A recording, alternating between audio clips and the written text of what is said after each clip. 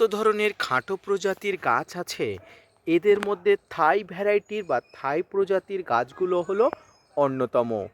অল্প উচ্চতাতে সঠিকভাবে গাছগুলো প্রচুর পরিমাণ ফুল এবং ফল দেওয়ার জন্য উপযুক্ত হয়ে ওঠে। Hello friends, welcome to my channel. দেশ এবং দেশের বাইরে থেকে যারা আজকে আমার ভিডিওটি কন্টিনিউ করেছেন প্রত্যেককেই gardener tips with Kamal YouTube চ্যানেলে স্বাগতম। ছাদ বাগানে আজকের ভিডিওর আলোচনার বিষয়বস্তু হলো জারুয়ানিবাসে আপনার ছাদ বাগানে থাকা জাম অর্থাৎ সাদা জাম গাছের পরিচর্যা। এই সাদা জাম গাছে ফুল আসে কবে, বা গাছের কচি পাতা আসা শুরু করলে কি কি পরিচর্যা করবেন, গাছে এই সময় কি কি খাবার দেবেন, কীভাবে গাছকে সুরক্ষা বলয় প্রদান করবেন, আসুন তাই নিয়ে থাকছে আজকের ভিডিওটি। না স্কিপ করে কন্টিনিউ করুন।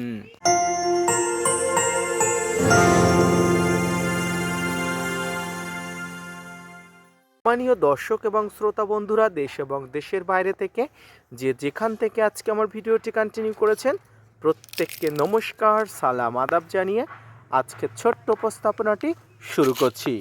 জাম কথাটি শুনলে আমরা সাধারণত কালো জামের কথা মনে করি, কিন্তু বর্তমানে উন্নত প্রজাতির জামগুলোর মধ্যে সাদা জাম একটি অন্যতম।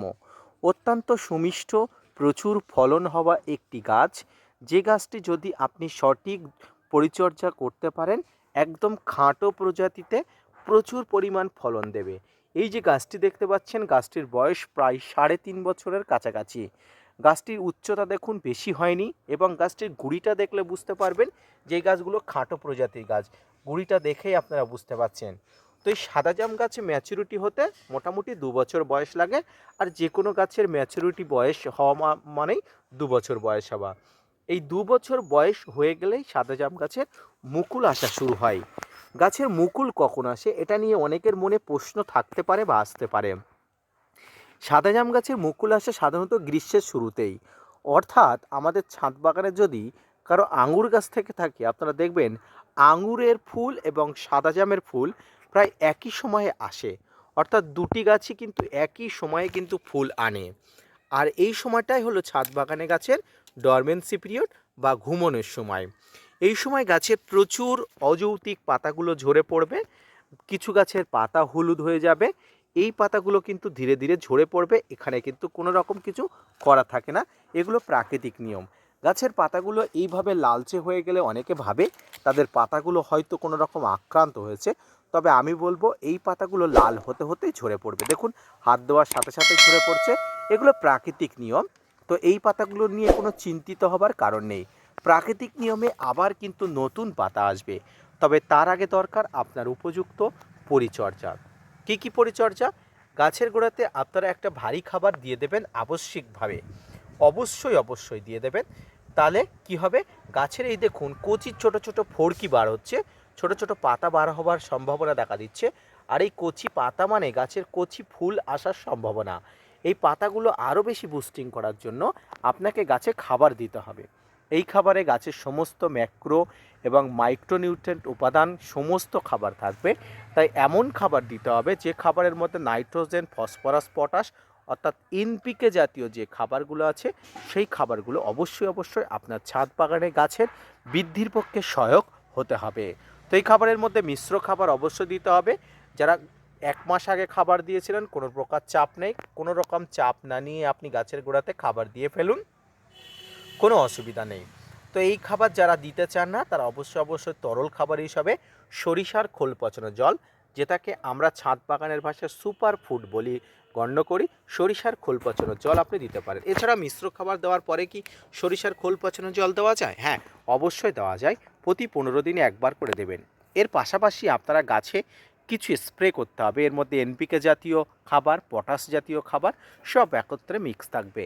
গাছে প্রতি 15 দিন অন্তর 0050 সালফেট অফ পটাশ এটাকে কিন্তু দিতে হবে।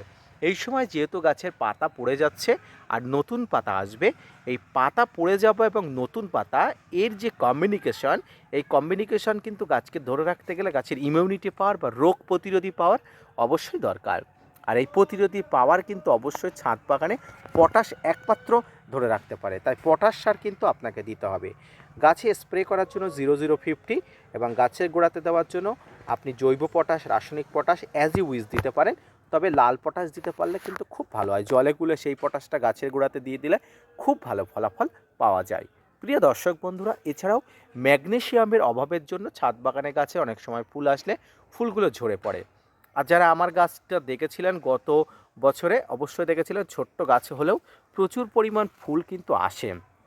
অনেকে বলেন আমার ছাদ বাগানের গাছগুলো রুগ্ন দশা, কিন্তু তাদেরকে বলি রুগ্ন দশা হয়তো আপনার চোখে লাগছে, কিন্তু আমার চোখে অ্যাজ এ পারফেক্ট হিসাবে আমার ছাদ বাগানের গাছগুলো সঠিকভাবে আছে।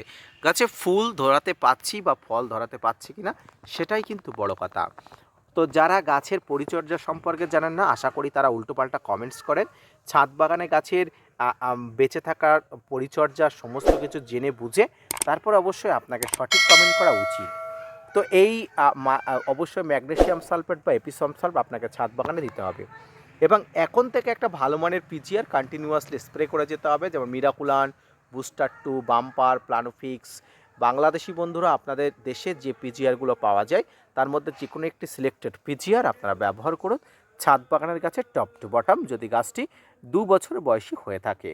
আর যদি ছোট গাছ হয়ে থাকে সেক্ষেত্রে আপনি কিন্তু মিরাকুলান ব্যবহার করতে পারেন, কারণ মিরাকুলানের ভিতরে প্রচুর পরিমাণ ট্রাইকন্টানল থাকে।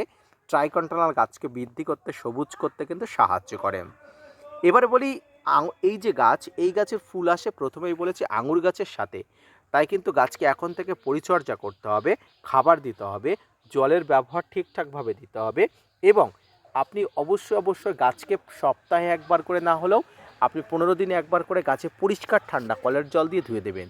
গাছের সালোক সংশ্লেষের এই সময় অসুবিধা হতে পারে, চারিদিক থেকে নোংরা ময়লার আস্তরণ গাছের উপরে জমা হতে পারে, আর এই জমা হবার কারণে গাছের নানা সমস্যা হতে পারে। এই সমস্যার সমাধানের জন্য পরিষ্কার ঠান্ডা কলের জল কিন্তু আপনাকে স্প্রে করে গাছের টপ টু বটম পরিষ্কার পরিচ্ছন্ন করে দিতে হবে। এইভাবে পরিচর্যা করলে ছাদ বাগানে অবশ্যই আপনার সাদা জাম গাছের সমগ্র পরিচর্যা আপনি সফল করতে পারবেন, ফুল আসবে এবং আপনিও সফল ছাদ বাগান হিসাবে গণ্য হবেন। ধন্যবাদ।